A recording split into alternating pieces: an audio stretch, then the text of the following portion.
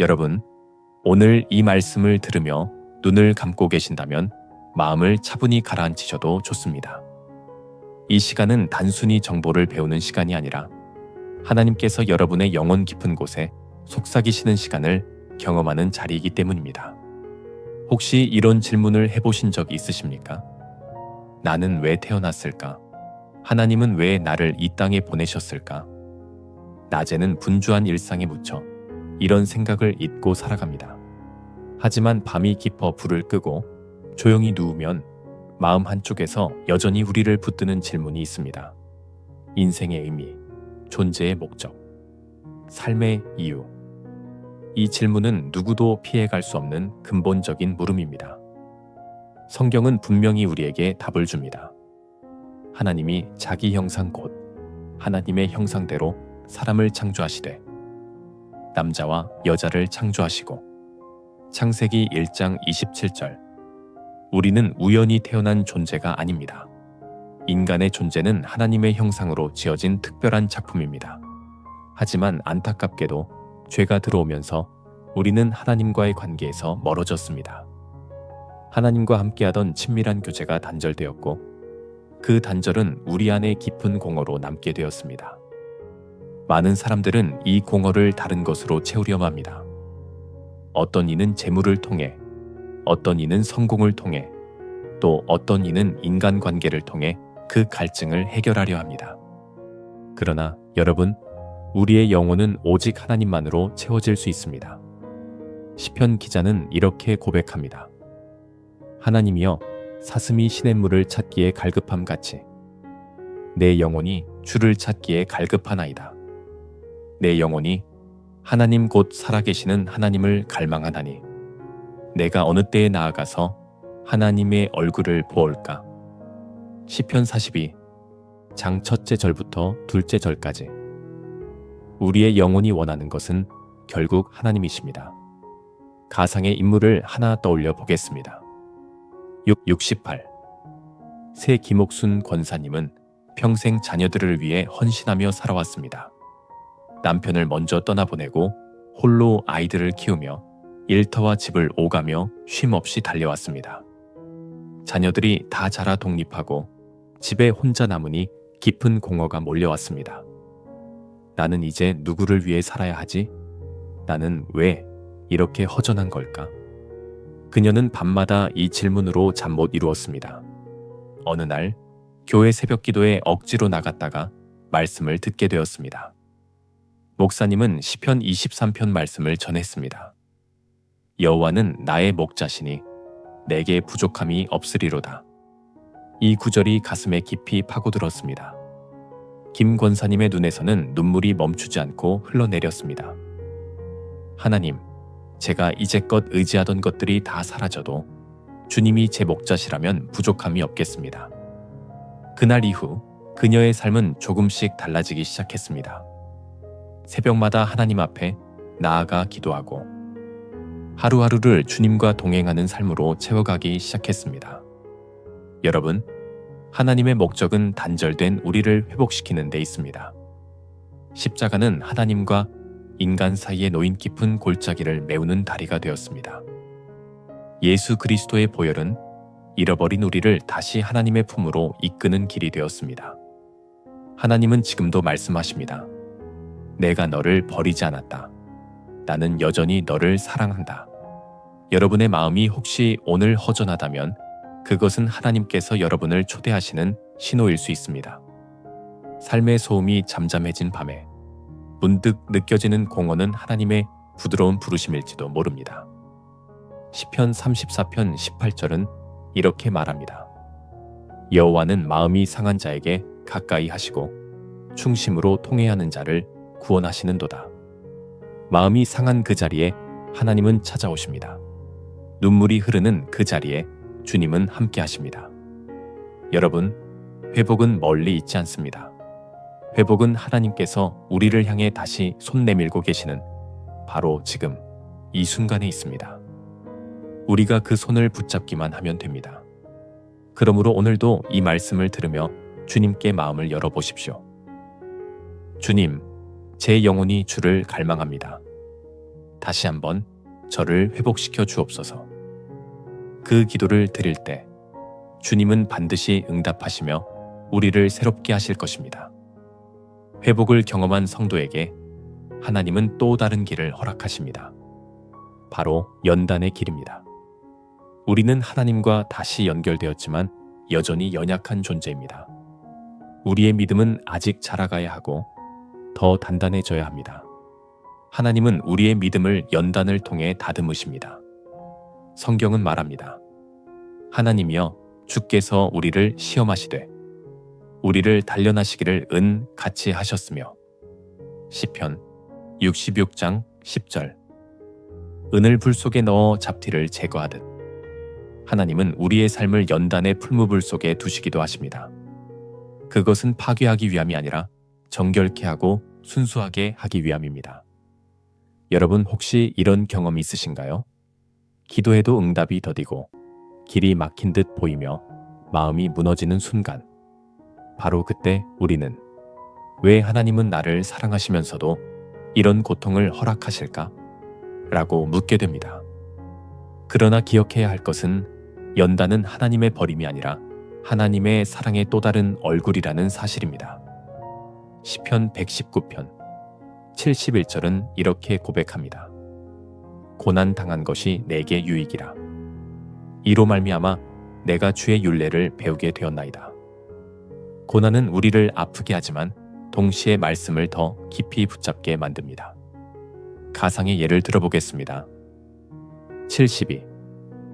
새 박철수 장로님은 은퇴 후 건강이 급격히 약해졌습니다. 의사로부터 만성 신부전이라는 진단을 받았고 일주일에 3번씩 투석을 받아야 하는 상황이 되었습니다. 처음엔 하나님께 원망이 터져 나왔습니다. 주님, 평생 주의 일을 위해 헌신했는데 왜 이런 병을 제게 주십니까? 그러나 투석실에서 마주한 다른 환자들을 보면서 마음이 조금씩 바뀌었습니다. 옆자리에 앉은 한 청년이 장로님께 물었습니다. 어르신은 어떻게 이렇게 평안한 얼굴을 하고 계십니까? 그때 장로님은 놀랐습니다. 내 얼굴에 평안이 있단 말인가? 그 순간 깨달았습니다. 자신은 고난 속에 있었지만 주님께서 주시는 평안이 여전히 얼굴에 묻어나고 있었다는 것을. 그날 이후 장로님은 투석실을 작은 선교지로 삼았습니다. 환자들에게 시편 말씀을 나누기 시작했습니다. 여호와는 내 목자시니 내게 부족함이 없으리로다. 시편 23장 1절. 내가 사망의 음침한 골짜기를 다닐지라도 해를 두려워하지 않을 것은 주께서 나와 함께 하심이라. 시편 23장 4절. 그 말씀이 다른 환자들에게 위로가 되었고 몇몇은 장로님을 통해 교회의 발걸음을 옮기게 되었습니다. 여러분, 이것이 연단의 열매입니다. 박철수 장로님은 고난을 피하고 싶었지만 하나님은 그 고난을 사용하셔서 믿음을 더 단단하게 하셨고 다른 영혼을 살리는 통로로 삼으셨습니다. 우리의 믿음은 순풍 속에서 자라지 않습니다. 오히려 거센 바람을 맞을 때 뿌리가 깊어집니다. 나무가 폭풍우를 견디며 뿌리를 더 깊이 내리듯 우리의 믿음도 고난을 통해 더 깊이 하나님께 뿌리 내리게 됩니다. 시편 30편 5절은 이렇게 말합니다. 그의 노염은 잠깐이요 그의 은총은 평생이로다. 저녁에는 울음이 기숙할지라도 아침에는 기쁨이 오리로다. 연단의 밤은 길게 느껴지지만 반드시 하나님의 아침이 찾아옵니다. 여러분, 지금 혹시 인생의 긴 밤을 지나고 계십니까? 병상에서 흘리는 눈물, 가족과의 갈등으로 인한 상처, 경제적인 어려움으로 인한 고통, 그 속에서 하나님은 여전히 일하고 계십니다. 시편 121편은 이렇게 약속합니다. 내가 산을 향하여 눈을 들리라. 나의 도움이 어디서 올까? 나의 도움은 천지를 지으신 여호와에게서로다. 연단 속에서도 도움은 반드시 하나님께로부터 옵니다. 여러분에게 묻고 싶습니다. 지금 여러분의 믿음은 어디에 서 있습니까? 평안할 때만 주님을 신뢰하시나요? 아니면 고난 속에서도 여전히 주님을 붙드십니까? 하나님은 여러분의 믿음을 정금같이 빚어가고 계십니다. 그러므로 낙심하지 마십시오. 연단은 끝이 아니라 과정입니다. 하나님은 그 과정을 통해 여러분을 더 깊은 자리로 이끌고 계십니다. 여러분의 눈물이 결코 헛되지 않습니다. 하나님은 그 눈물을 보시고 그 눈물을 통해 믿음을 빛나게 하십니다. 믿음의 여정에서 우리는 반드시 눈물을 경험합니다. 고난의 과정 속에서 흘리는 눈물, 상실의 아픔 때문에 흘리는 눈물, 설명되지 않는 인생의 불공평 속에서 흘리는 눈물. 그러나 하나님은 그 눈물을 결코 무시하지 않으십니다. 오히려 그 눈물의 자리에 친히 찾아오십니다. 시편 34편 18절은 이렇게 말씀합니다. 여호와는 마음이 상한 자에게 가까이 하시고 충심으로 통회하는 자를 구원하시는도다. 우리가 상처받고 무너졌을 때 하나님은 멀리 계시지 않습니다. 오히려 그 순간에 가장 가까이 다가오십니다. 여러분, 인생에서 가장 큰 위로가 언제 찾아왔는지 기억하십니까? 상황이 바뀔 때가 아니라 하나님께서 우리의 마음을 어루만지실 때입니다. 눈물 속에서 들려오는 하나님의 음성은 어떤 화려한 기적보다도 더 큰 위로가 됩니다. 가상의 인물을 소개합니다. 65세의 김영희 집사님은 남편을 갑작스러운 교통사고로 잃었습니다. 평생을 함께하리라 생각했던 동반자가 하루아침에 떠난 것입니다. 장례를 마치고 돌아온 집은 너무도 조용했습니다. 부엌에서 들리던 남편의 기침 소리도, 거실에서 TV 보던 웃음소리도 더는 없었습니다. 집사님은 매일같이 눈물을 흘리며 하나님께 울부짖었습니다. 주님, 왜 제게 이런 일을 허락하셨습니까? 저는 이제 어떻게 살아가야 합니까? 그러나 울며 성경을 펼쳤을 때 시편의 말씀이 눈에 들어왔습니다. 눈물을 흘리며 씨를 뿌리는 자는 기쁨으로 거두리로다. 시편 126장 5절. 그 구절이 그녀의 마음을 붙잡았습니다. 지금은 눈물뿐이지만 하나님께서 언젠가 기쁨의 열매를 거두게 하시겠구나. 시간이 흘러 집사님은 홀로 된 이들을 위로하는 사역에 참여하게 되었습니다. 처음엔 망설였지만 자신의 아픔을 나누자 다른 이들이 눈물을 흘리며 공감했습니다. 그리고 이렇게 고백했습니다. 내가 이 자리에 서게 된 것도 하나님의 위로 덕분이야. 주님이 내 눈물을 보셨고 나를 그냥 두지 않으셨지. 여러분, 이것이 바로 하나님의 목적입니다. 우리의 눈물을 통해 새로운 위로의 통로가 만들어집니다. 하나님은 단지 우리의 아픔을 덮으시는 분이 아니라 그 아픔을 통해 다른 이들을 위로하게 하십니다. 시편 56편 8절은 이렇게 기록합니다. 나의 유리함을 주께서 계수하셨사오니 나의 눈물을 주의 병에 담으소서. 이것이 주의 책에 기록되지 아니하였나이까. 여러분의 눈물은 하나님께서 잊지 않고 기록하십니다. 그 어떤 눈물도 헛되지 않습니다. 생각해 보십시오. 우리가 눈물을 흘리는 순간 하나님은 어디 계실까요? 멀리서 구경만 하실까요? 아닙니다. 하나님은 우리 곁에서 함께 울고 계십니다. 예수님도 나사로의 무덤 앞에서 우셨습니다. 그분은 우리의 아픔을 이해하시고 동행하십니다. 또 다른 사례를 들어보겠습니다. 한 청년은 사업 실패와 빚더미 속에서 삶을 포기하고 싶어 했습니다. 그는 밤마다 시편을 읽으며 울었습니다. 그러던 어느 날 시편 30편 11절 말씀이 마음에 깊이 새겨졌습니다. 주께서 나의 슬픔이 변하여 내게 춤이 되게 하시며 나의 굵은 배를 벗기고 기쁨으로 띠띠우셨나이다. 그 말씀은 마치 어두운 방 안에 비추는 빛 같았습니다. 청년은 다시 일어서기로 결심했습니다. 지금 당장은 춤출 수 없었지만 언젠가 하나님께서 기쁨으로 바꿔주실 것을 믿고 하루하루를 살아냈습니다. 몇 년이 지나 그는 빚을 갚고 다시 일어섰고 고난을 지나온 간증을 통해 수많은 이들에게 소망을 전하는 사람이 되었습니다. 여러분, 눈물 속에서 들려오는 하나님의 음성은 절망을 소망으로 바꾸는 능력이 있습니다. 혹시 지금도 울고 계신 분 있습니까? 밤마다 베개를 적시는 분이 있습니까? 여러분의 눈물은 헛되지 않습니다. 하나님께서 그 눈물을 보시고 기록하시고 언젠가 기쁨으로 바꿔주실 것입니다. 그러므로 지금 이 순간에도 하나님께 이렇게 기도해 보십시오. 주님, 제 눈물을 보시고 위로하여 주옵소서. 그 기도는 반드시 응답될 것입니다. 믿음의 여정은 결코 혼자가 아닙니다. 하나님은 우리를 철저히 개인적인 존재로만 두지 않으시고 사랑의 공동체 안으로 초대하십니다. 우리는 홀로 있을 때 연약하지만 함께할 때 더욱 강해집니다. 시편 133편 1절은 이렇게 선포합니다. 보라, 형제가 연합하여 동거함이 어찌 그리 선하고 아름다운고. 하나님의 마음은 언제나 공동체에 있습니다. 혼자가 아니라 함께 살아가는 자리에서 하나님의 목적은 더 선명하게 드러납니다. 여러분도 경험하셨을 겁니다.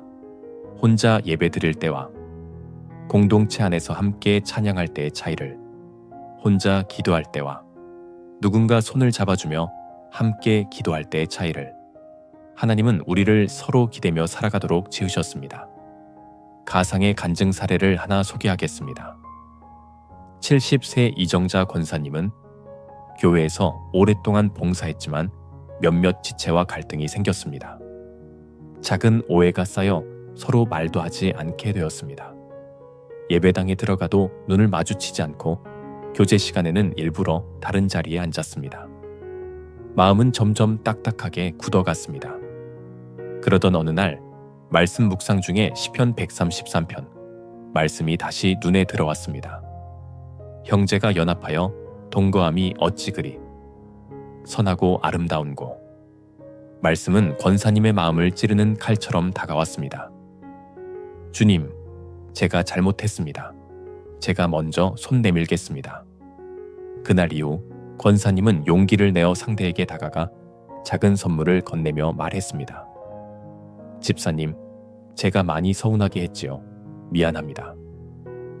두 사람은 서로 눈물을 흘리며 껴안았고 다시 화해했습니다.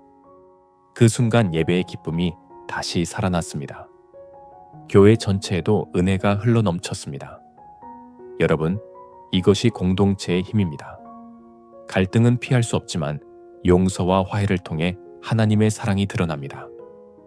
시편 55편 14절은 이렇게 고백합니다. 우리가 같이 재미있게 의논하며 무리와 함께 하나님의 집 안에서 다녔도다. 함께 예배드리고 함께 교제하며 함께 하나님 앞에 나아가는 자리. 그것이 하나님이 기뻐하시는 공동체의 모습입니다. 공동체는 훈련장이기도 합니다.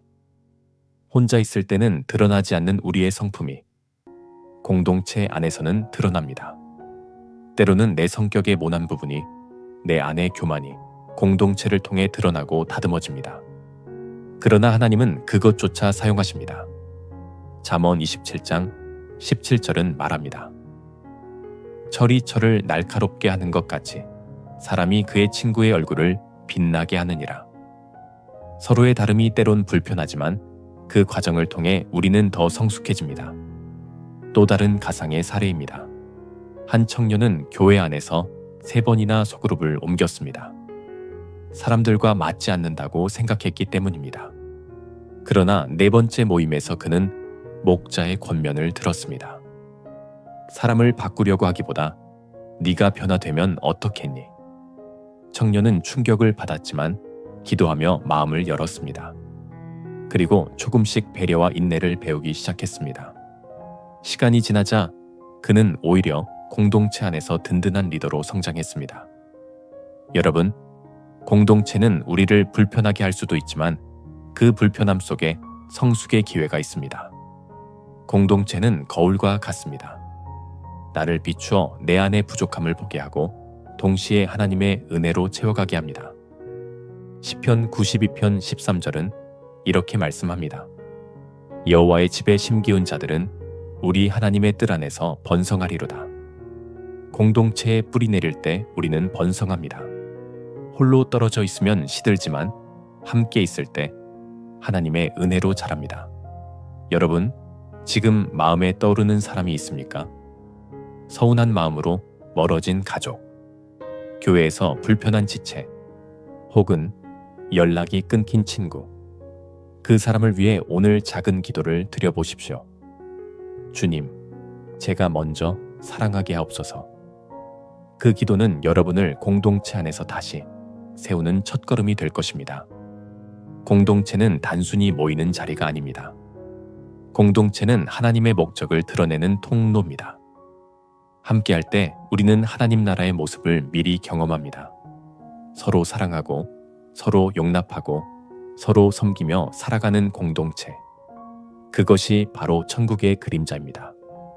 그러므로 여러분, 공동체를 포기하지 마십시오. 갈등이 있다 해도, 시험이 온다 해도 그 안에서 하나님의 목적은 여전히 이루어지고 있습니다. 공동체는 우리를 세우고 우리가 함께 하나님을 드러내게 하는 자리입니다. 하나님께서 우리를 부르실 때 그분은 억지로 우리를 끌어당기지 않으십니다. 하나님은 우리를 로봇처럼 명령에만 반응하는 존재로 만들지 않으셨습니다. 그분은 우리에게 자유를 주셨습니다. 그리고 그 자유 안에서 자발적으로 사랑을 선택하길 원하십니다. 시편 119편 45절은 이렇게 고백합니다. 내가 주의 법도를 구하였으므로 자유롭게 걸어가리이다. 진정한 자유는 하나님을 떠나는 것이 아니라 하나님을 따르는 데 있습니다. 세상은 자유를 자기 마음대로 사는 것이라 말하지만 성경은 하나님 안에서 순종하는 것이 참된 자유라고 선언합니다. 여러분, 생각해 보십시오. 우리가 원하지 않는 일을 억지로 하면 마음에 기쁨이 없습니다. 그러나 사랑으로 선택할 때 순종은 기쁨이 됩니다. 예배에 나오는 것도, 말씀을 읽는 것도, 기도하는 것도 억지로 하면 의무가 되지만 사랑으로 하면 기쁨이 됩니다. 하나님은 우리에게 그 기쁨의 순종을 원하십니다. 가상의 간증 사례를 소개합니다. 62세 김성호 집사님은 작은 가게를 운영하며 하루하루를 살아가고 있었습니다. 어느 날 거래처로부터 불법적인 거래 제안을 받았습니다. 서류 몇 장만 조작하면 큰 이익을 얻을 수 있다는 유혹이었습니다. 처음에는 마음이 흔들렸습니다. 은퇴를 앞두고 경제적인 부담이 있었기 때문입니다. 그러나 말씀 묵상 중에 시편 37편 3절 말씀이 떠올랐습니다. 여호와를 의뢰하고 선을 행하라. 땅에 거하여 그의 성실로 식물을 삼을지어다. 집사님은 깊이 기도했습니다. 그리고 결국 불법 거래를 거절했습니다. 주변 사람들은 어리석다고 했습니다. 그러나 시간이 지나자 정직하게 운영한 덕분에 신뢰가 쌓였고 오히려 더 큰 거래처가 생겼습니다. 집사님은 간증했습니다. 순종은 쉽지 않았습니다. 그러나 하나님을 신뢰하며 자유롭게 순종했을 때 주님이 더 좋은 길을 여셨습니다. 여러분, 이것이 자유 안에서의 순종입니다. 억지가 아니라 사랑으로 선택하는 순종입니다. 하나님은 우리를 강제로 밀어붙이지 않으십니다. 주님은 기다리십니다. 주님은 초대하십니다. 주님은 결코 포기하지 않으십니다. 우리가 자유롭게 사랑을 선택할 때 그 사랑은 진짜가 됩니다. 시편 40편 8절은 이렇게 고백합니다. 나의 하나님이여, 내가 주의 뜻 행하기를 즐기오니 주의 법이 나의 심중에 있나이다. 순종이 즐거움이 되는 자리, 그것이 하나님이 원하시는 우리의 모습입니다. 여러분의 삶 속에는 어떤 자유의 선택이 있습니까? 사람을 미워할 수도 있고 용서할 수도 있습니다. 불평할 수도 있고 감사할 수도 있습니다. 세상적으로 편법을 택할 수도 있고 믿음으로 정직을 선택할 수도 있습니다. 그때 하나님은 묻습니다. 너는 어떤 선택을 하겠느냐? 순종은 우리의 자유 안에서 드러나야 합니다. 사랑은 강요할 수 없습니다. 하나님은 사랑의 하나님이시기에 우리에게 자유를 주시고 우리가 스스로 사랑과 순종을 선택하기를 기다리십니다. 또 다른 가상의 사례를 들어보겠습니다. 한 젊은 청년은 부모님의 반대에도 불구하고 신앙을 지켰습니다. 그는 매주일 교회에 나갔고 그 때문에 부모와 큰 갈등이 생겼습니다. 하지만 그는 이렇게 고백했습니다. 주님을 향한 순종은 저를 억누르는 것이 아니라 오히려 제 영혼을 자유롭게 합니다. 시간이 흐른 뒤 부모님은 그의 진심을 보고 마음을 열었습니다. 결국 부모님도 교회를 나오게 되었습니다. 여러분, 순종은 때로는 희생처럼 보이지만 그 끝에는 자유와 기쁨이 있습니다. 하나님은 우리가 억지로 끌려가는 것을 원치 않으십니다. 하나님은 우리가 기쁨으로 자발적으로 자유롭게 순종하길 원하십니다. 시편 119편 32절은 이렇게 말합니다. 주께서 내 마음을 넓히시면 내가 주의 계명의 길로 달려가리이다. 하나님은 우리의 마음을 넓히십니다. 그리고 그 넓어진 마음으로 우리는 순종의 길을 기쁨으로 달려갑니다. 그러므로 여러분, 오늘의 삶 속에서 작은 선택 하나를 사랑으로, 자유로 하십시오. 억지로가 아니라 기쁨으로. 그것이 하나님께서 원하시는 순종의 모습입니다. 우리가 사는 이 세상은 잠시입니다. 누구도 이 땅에서 영원히 살지 않습니다. 세상은 아름답지만 동시에 고통이 가득합니다. 그렇기에 하나님은 우리에게 더 크고 완전한 미래를 준비해 두셨습니다.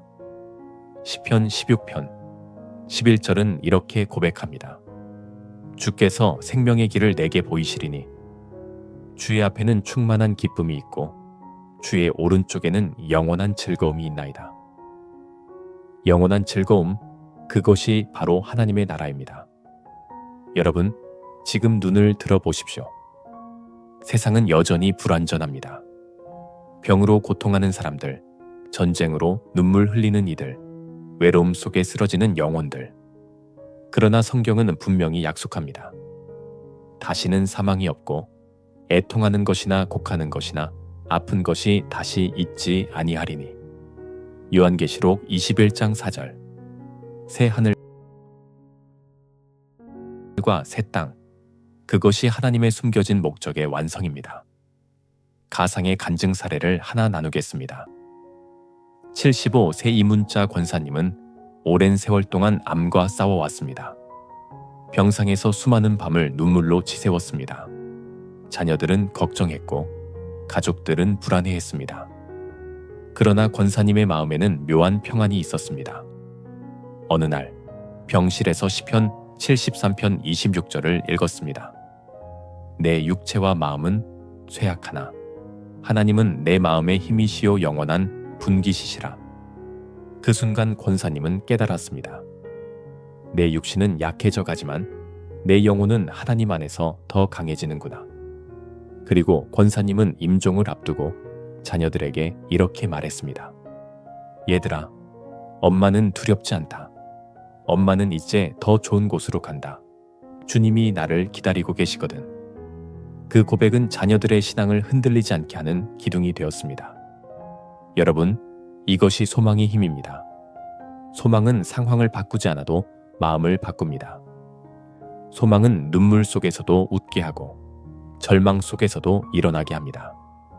시편 30편 11 절은 이렇게 고백합니다. 주께서 나의 슬픔이 변하여 내게 춤이 되게 하시며 나의 굵은 배를 벗기고 기쁨으로 띠띠우셨나이다. 지금은 슬픔이 가득하지만 하나님은 반드시 그 슬픔을 춤으로 바꾸실 것입니다. 또 다른 사례입니다. 한 청년은 어린 나이에 부모를 잃었습니다. 고아원에서 자라며 수많은 상처를 안고 살아왔습니다. 그러나 그는 신앙을 붙들었습니다. 어느 날 시편 27편 10절 말씀이 마음에 들어왔습니다. 내 부모는 나를 버렸으나 여호와는 나를 영접하시리이다. 그 말씀은 그의 상처를 치유했습니다. 그는 나는 버려지지 않았다. 하나님이 나의 아버지시다라고 고백할 수 있었습니다. 여러분, 이것이 소망입니다. 하나님이 우리를 영접하신다는 소망, 하나님이 우리를 기다리신다는 소망. 이 소망은 우리가 세상을 이길 힘이 됩니다. 여러분은 지금 어떤 상황 속에 계십니까? 혹시 끝이 보이지 않는 터널 속에 계십니까? 눈앞의 현실이 너무 무겁게 다가옵니까? 그러나 기억하십시오. 우리의 현실은 전부가 아닙니다. 하나님은 더 크고 더 아름다운 미래를 준비해 두셨습니다. 시편 37편 37절은 이렇게 말씀합니다. 온전한 사람을 살피고 정직한 자를 볼지어다. 평화로운 미래가 있도다. 하나님 안에 있는 사람에게는 반드시 평화로운 미래가 있습니다.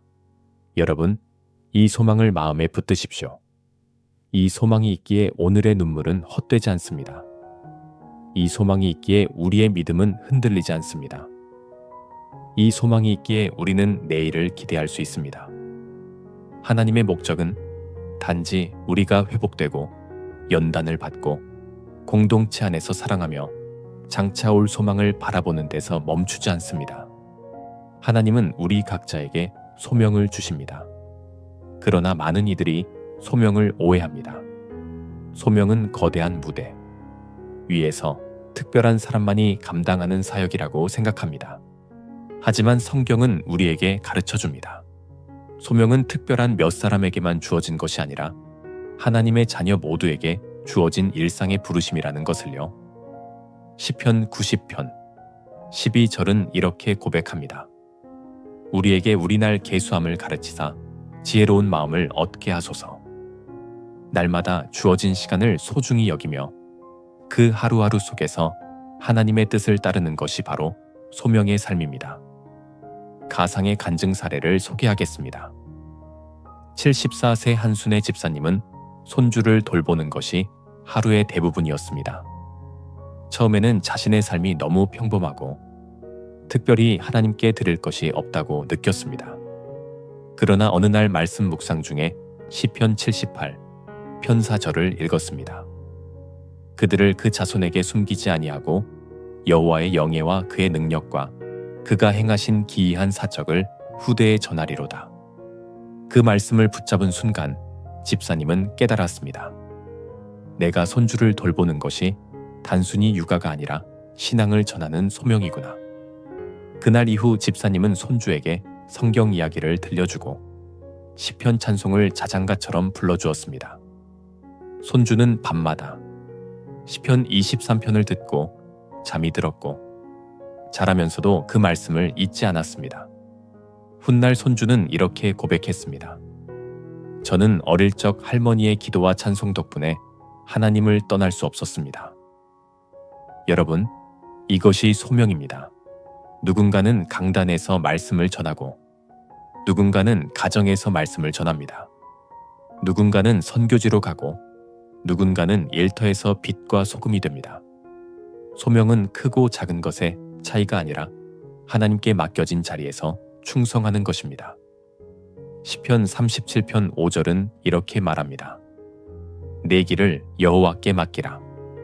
그를 의지하면 그가 이루시고 우리가 맡겨진 자리에서 충성하면 하나님은 반드시 그 길을 이루십니다. 또 다른 사례를 들어보겠습니다. 한 교회의 80세 장로님은 거동이 불편해 더 이상 교회 봉사를 할 수 없게 되었습니다. 그러나 장로님은 자신의 집을 작은 기도의 집으로 삼았습니다. 매일 교회의 지체 이름을 부르며 중보 기도를 드렸습니다. 젊은 이들이 찾아와 장로님, 더 이상 사역을 못하셔서 속상하시죠? 라고 물을 때 그는 웃으며 이렇게 말했습니다. 기도가 가장 큰 사역이란다. 나는 지금 이 자리에서 소명을 감당하고 있다. 여러분, 이것이 소명입니다. 보이는 자리에서만 소명이 이루어지는 것이 아닙니다. 숨은 자리, 작은 헌신, 아무도 알아주지 않는 기도와 사랑의 손길 속에도 하나님의 목적은 드러납니다.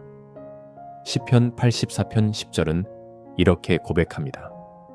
주의 궁정에서 한 날이 다른 곳에서 첫날보다 나은즉 악인의 장막에 거함보다 내 하나님의 성전 문지기로 있는 것이 좋사오니 문지기로 서 있는 작은 자리도 하나님 나라에서는 영광스러운 소명입니다. 여러분, 지금 여러분의 일상은 어떤 모습입니까? 밥상을 차리는 손길, 가족을 돌보는 마음, 직장에서의 정직, 이웃을 향한 작은 친절, 그 모든 것이 하나님의 소명이 될 수 있습니다. 하나님은 작은 것을 크게 사용하십니다. 그러므로 여러분, 오늘의 작은 순종을 가볍게 여기지 마십시오.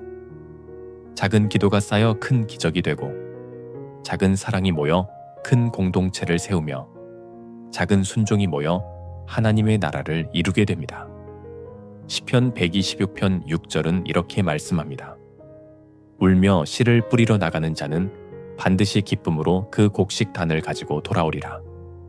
여러분이 일상 속에서 뿌린 작은 씨앗들은 반드시 열매를 맺게 될 것입니다. 하나님의 숨겨진 목적은 결국 우리를 감사와 예배의 자리로 인도하는 데 있습니다. 하나님은 단순히 우리가 고난을 견디게 하고 소망을 품게 하시는 데서 멈추지 않으십니다. 하나님은 우리로 하여금 감사하는 자, 예배하는 자로 살아가도록 하십니다. 시편 100편 4절은 이렇게 말합니다. 감사함으로 그의 문에 들어가며 찬송함으로 그의 궁정에 들어가서 그에게 감사하며 그의 이름을 송축할지어다. 감사는 예배의 문입니다. 감사하는 마음으로 나아갈 때 우리는 하나님의 임재를 경험합니다. 여러분, 감사는 환경이 좋아서 드리는 것이 아닙니다. 감사는 상황을 넘어서는 믿음의 고백입니다. 풍족할 때도, 부족할 때도, 건강할 때도, 병들 때도 감사할 수 있는 이유는 하나님이 여전히 우리의 하나님이시기 때문입니다. 65 새농부 김정수 성도는 평생 흙을 일구며 살아왔습니다. 어느 해에 큰 가뭄이 들어 농작물이 거의 다 말라 죽었습니다. 가족은 걱정했고 주변 사람들은 불평을 쏟아냈습니다. 그러나 김 성도는 저녁마다 시편 136편을 읽으며 감사의 기도를 드렸습니다. 여호와께 감사하라. 그는 선하시며 그의 인자하심이 영원함이로다. 처음엔 억지 같았지만 감사의 고백이 쌓이자 마음의 평안이 찾아왔습니다. 그리고 몇 달 뒤 비가 내려 남은 밭에서 예상치 못한 결실을 얻게 되었습니다. 그는 간증했습니다. 환경은 감사할 수 없는 자리였지만 하나님은 제 입술의 감사를 통해 제 믿음을 세우셨습니다. 여러분, 감사는 환경을 바꾸기 전에 마음을 바꿉니다. 감사는 우리의 눈을 문제에서 하나님께로 돌리게 합니다. 그래서 예배는 감사에서 시작되고 감사는 예배로 이어집니다. 시편 50편 23절은 이렇게 약속합니다. 감사로 제사를 드리는 자가 나를 영화롭게 하나니 그의 행위를 옳게 하는 자에게 내가 하나님의 구원을 보이리라. 감사는 단순한 태도가 아니라 하나님께 드려지는 제사입니다. 우리가 감사할 때 하나님은 영광을 받으십니다. 또 다른 사례를 들어보겠습니다. 한 어머니는 아들을 잃는 아픔을 겪었습니다. 모든 것이 무너져 내린 듯 했지만 그녀는 매일 밤 시편을 읽으며 감사의 기도를 드렸습니다. 주님, 아들을 제 품에 오래 두지 않으셨지만 그 아이를 제게 맡겨주셨던 시간 자체가 은혜였습니다. 그 고백은 그녀의 눈물을 감사로 바꾸었고 결국 그녀는 같은 아픔을 겪은 이들을 위로하는 사역을 감당하게 되었습니다. 여러분, 감사는 아픔을 없애지는 않지만 아픔을 새롭게 바라보게 합니다. 감사는 절망의 자리를 은혜의 자리로 바꿉니다. 시편 103편 1부터 2절은 이렇게 선포합니다. 내 영혼아 여호와를 송축하라. 내 속에 있는 것들아 다 그의 거룩한 이름을 송축하라. 내 영혼아 여호와를 송축하며 그의 모든 은택을 잊지 말지어다. 우리는 은혜를 잊기 쉽습니다. 그러나 감사는 잊은 은혜를 다시 떠올리게 하고 은혜를 기억하게 합니다. 결국 하나님의 진짜 목적은 우리가 감사와 예배로 살아가게 하는 것입니다. 우리의 삶 전체가 하나님께 드려지는 제사가 되는 것, 그것이 하나님의 뜻입니다. 여러분, 오늘 하루에도 하나님께서 주신 은혜를 떠올려 보십시오. 호흡할 수 있는 것, 가족과 함께 할 수 있는 것, 말씀을 들을 수 있는 것, 기도할 수 있는 것, 그 모든 것이 은혜입니다. 그리고 이렇게 고백해 보십시오. 주님, 감사합니다. 모든 순간이 은혜였습니다. 그 고백이 곧 예배가 되고 예배가 곧 우리의 삶을 변화시킵니다. 사랑의 하나님, 오늘 말씀을 통해 당신의 목적을 다시 깨닫게 하시니 감사합니다. 단절 속에서도 회복을 주시고 연단 속에서도 믿음을 세우시며 눈물 속에서도 위로해 주시고 공동체 속에서 사랑을 배우게 하셨습니다. 우리의 삶을 자유 안에서 순종으로 이끌어 주시고 새 하늘과 새 땅의 소망을 보여주시며 일상의 작은 순종을 소명으로 삼게 하셨습니다. 이제 우리의 삶이 늘 감사와 예배로 채워지게 하옵소서. 예수님의 이름으로 기도드립니다. 아멘. 사랑하는 여러분, 이 말씀이 여러분의 마음에 울림이 되었다면 댓글에 아멘으로 응답해 주십시오. 그리고 좋아요와 구독으로 함께 걸어가 주시면 이 은혜의 메시지가 더 많은 이들에게 전해질 것입니다.